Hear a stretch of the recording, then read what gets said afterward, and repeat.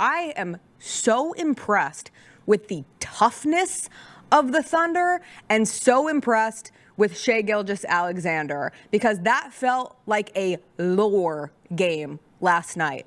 Like one of those games where you think back and say, Shai Gilgeous-Alexander on the road, this shot, my favorite of them all, from behind the backboard, it is art. And it is the kind of game that helps cement the kind of player that Shai Gilgeous-Alexander is for the Thunder. They have a star. They have a star who can win them games, specifically playoff games, road playoff games, pivotal playoff games, and his fourth quarter was pretty close to perfection. He had 10 of his 34 in the fourth, 4 of 7 shooting, led that team. The behind the backboard shot was great. The pregame walk-in outfit really set the tone. You cannot wear this. You cannot show up in this outfit and lose.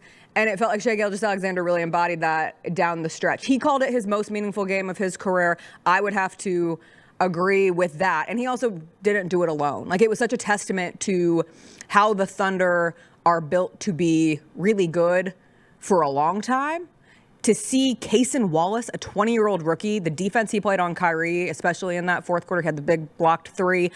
His energy, I thought, was a real coming out for him moment. The decisions to go with him down the stretch as opposed to Josh Giddey, who has been struggling throughout this playoff series. And then Chet Holmgren, who continues to run up and down the court, and I'm like, his legs are still so skinny, but he has found a way to toughen up. And he's been huge. Cason Wallace is a rookie. Chet Holmgren also technically a rookie, although it is hard to view him through the sheer rookie lens, even though it is, and that's what he's been counted on this year. But that is why the Thunder are the youngest team in the playoffs. And I thought last night was really a testament to the fact that they are young in age, but they are growing up before our very eyes. And it starts with SGA, and it goes through the rest of that roster. And suddenly, we've got a Game 5. We have 2 Game 5s in the Western Conference. What more can you ask for?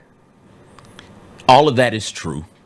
The series is over. No, it's not. Yes, it is. If Dallas does what they're supposed to do and holds on. But they didn't. They missed 11 free throws. They didn't. They missed 11 free throws late in that game. It became, hey, give it to Kyrie or Luka. You guys do it all by yourself, as opposed to, hey, Luka or Kyrie, here we go. Pick and roll with Lively. Pick and roll with Gafford. Right? It is nice to see the Thunder do things others don't. Like, bad basketball teams lose that game because they're supposed to. That's a game you're supposed to lose. Young basketball teams lose that game. Young basketball teams you lose. They are mature beyond their years of experience in the regular season and in the playoffs. But that team is severely flawed, tragically so. There is nothing inside, nothing outside of Chet. And the defenders, while I enjoy Dort and Jalen Williams, both of them as much as the next person, there's something there that they leave something to be desired. They don't do a good job. Dort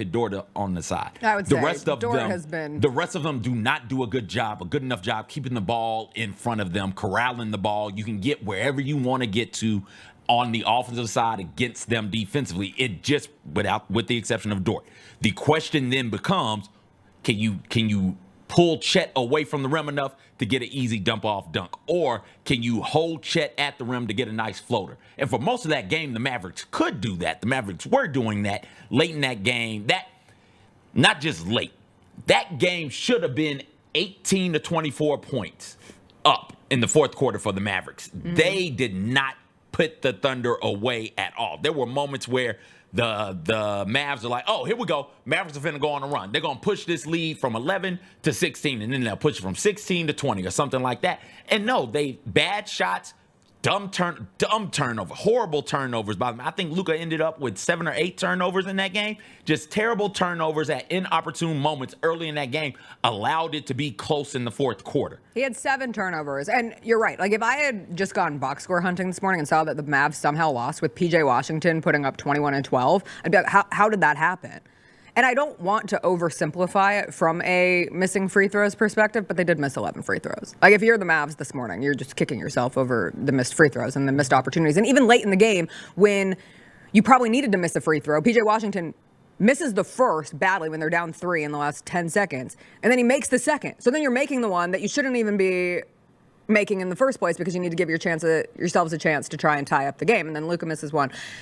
It just unraveled. The Mavs are not a team that can solidly put a game away either. And I don't know why on earth Kyrie Irving is only taking 11 shots in that game. 11 shots. 2 games ago, it's praising the passivity of, is that even a word? I don't know. The passiveness of Kyrie Irving and how he is willing to adjust his game based on what the team needs. And he's been an excellent facilitator and getting some of the role players going. But in a game like last night, you're just waiting for Kyrie Irving to take over a game. And part of that is a testament to Kason Wallace's defense. But another piece of it is he's not shooting the ball. 11 shots. He doesn't have to shoot it. He shouldn't be shooting it.